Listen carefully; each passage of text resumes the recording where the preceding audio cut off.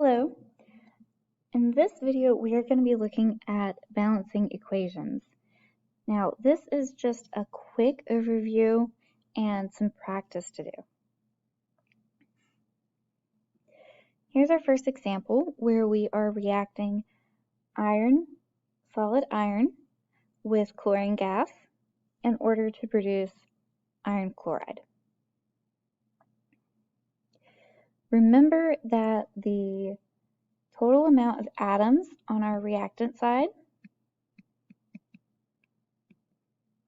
needs to be equal to the total amount of atoms on our product side.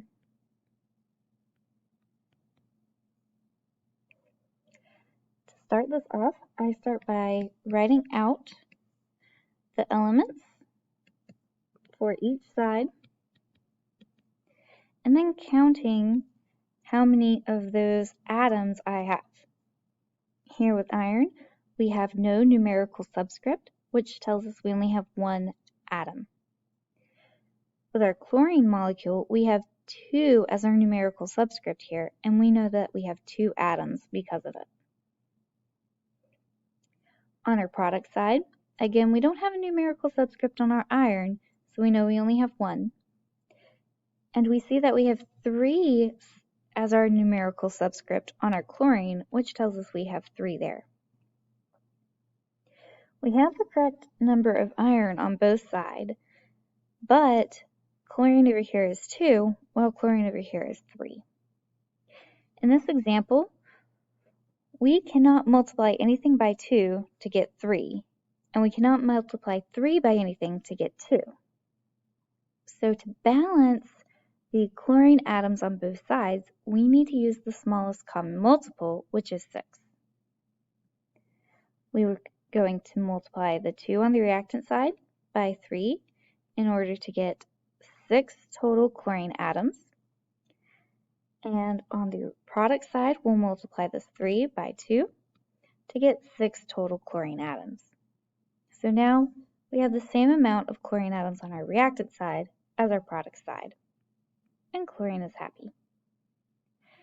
Now to actually show this in our equation, we're going to take our multiplied number and put it in the problem as a coefficient.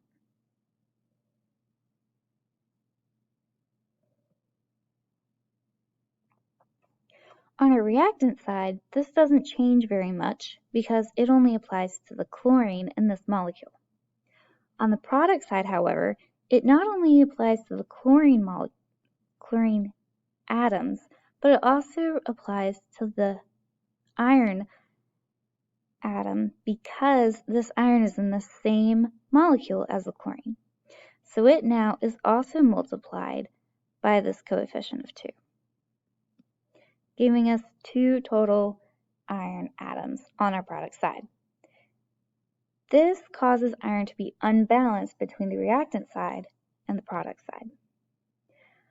What we're going to do is we're going to multiply this iron by 2 in order to get 2 total iron atoms on our reactant side, which is equal to the 2 total iron atoms on our product side. And now iron is happy again. Of course, we still need to take this number here and add it in as a coefficient, so that is reflected in our equation. So that the balanced chemical equation for our iron plus chlorine gas reaction is 2 iron atoms plus 3 chlorine gas react to form 2 molecules of iron chloride.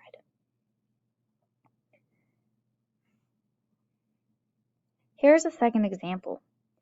If you are feeling confident in being able to do this, please stop the video and try it yourself. If you're not feeling confident, that's okay. We'll walk through it. Starting off, we're going to write down the elements we're using. We have iron here, and we only have 1 because, again, we do not have a numerical subscript there, and that tells us that 1 is implied. Then we have oxygen here. We have a numerical subscript telling us there are 2 oxygen atoms, so we're going to add that in. On our product side here, we have iron again, And this time it does have a numerical subscript, telling us there are 2 atoms of iron in this molecule. Oxygen also has 3 atoms of oxygen for this molecule. Now we need to look at balancing it. Both iron and oxygen are unhappy right now. I typically start with balancing out the metal, but this time I'm actually going to start with the oxygen. If you look, we see this same situation showing up again, where we have 2 oxygen on one side, we have 3 of that element on the other side. Again, 2 and 3 can't multiply to get one another, so we have to use that smallest common multiple, which is 6. On our reactant side, we'll multiply our 2 by 3 to get 6, and we're going to go ahead and take that 3 and put it up as our coefficient here. On the product side, we're going to take this 3 oxygen, multiply it by 2 to produce that 6 oxygen total. Take our coefficient up here and put it in front of our iron oxide. Our iron 3 oxide. This is why I wanted to start with the oxygen, because now we've had to multiply our iron by 2 to get a total number of 4 atoms on our product side. To even this out with our reactant side, now what we have to do is multiply our 1 by 4 in order to get 4 total iron. Of course, we need to take that number and add it in as the coefficient for iron.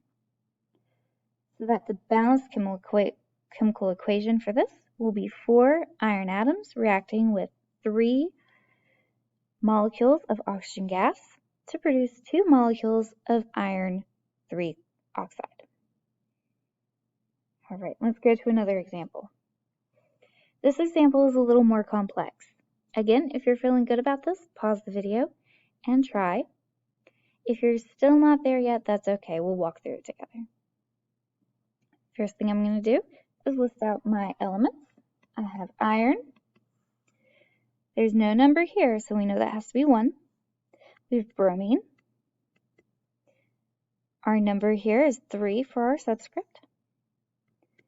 We have hydrogen. Number there's 2. And we have sulfate. For sulfate, sometimes you can break up these elements into their individual elements, but I'm going to leave this polyatomic ion together because both on the reactant side and on the product side, you see it together. So I'm just going to leave it together. Here, remember that 4 is a part of this polyatomic. So there's not actually a numerical subscript there. So we only have 1 of those. On our product side, I'm going to keep the same order of elements. This is just to increase organization and not for any other reason. Here we have a 2 for our subscript on iron, so 2 atoms there. Sulfate now has an extra subscript on it.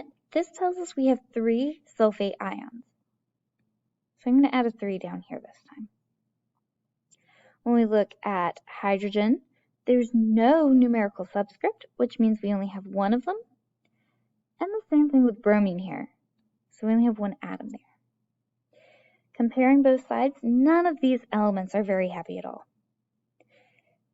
In this situation, I'm going to go ahead and start with my metal because that's how I usually like to do it. We have 2 iron on this side here. So I'm going to come over here and change this to where I have 2 iron. If you have to come back and change this later, that's okay.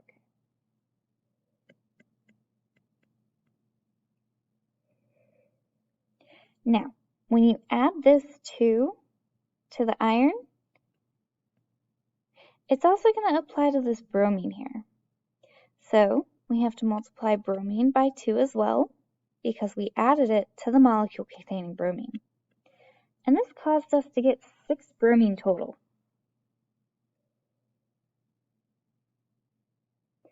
Before I come to my product side and fix bromine, I want to go ahead and get the sulfate figured out. So on this side, on the product side, we can see that we have 3 sulfate. But on the reactant side, we only have 1. I'm going to go ahead and multiply that 1 by 3 so that I make my sulfates balanced. Of course, this 3 has to come up here for our coefficient. And again, just like with the iron and bromine, this 3 does apply for the sulfate, but it also applies to this hydrogen. So on the hydrogen, I'm going to multiply that by 3, and I get 6 total. All right, before we move on, we're just going to double check. I have 2 total iron, 2 total iron. Iron is happy. I have 6 total bromine and only 1 bromine. Bromine is not happy. I have 6 total hydrogen and only 1 hydrogen over here. Hydrogen's not happy either. I have 3 sulfate here and 3 sulfate there. Sulfate's happy.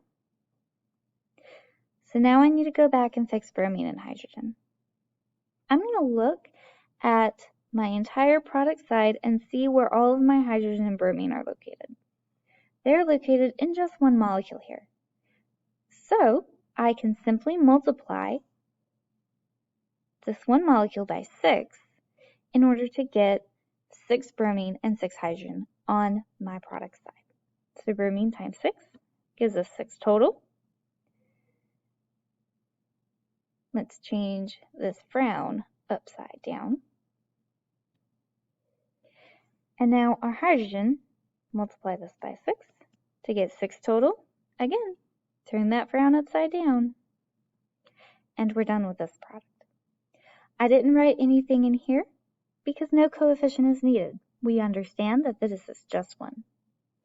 So the balanced chemical formula here will be 2 iron 3 bromide plus 3 hydrogen sulfate or sulfic acid react to form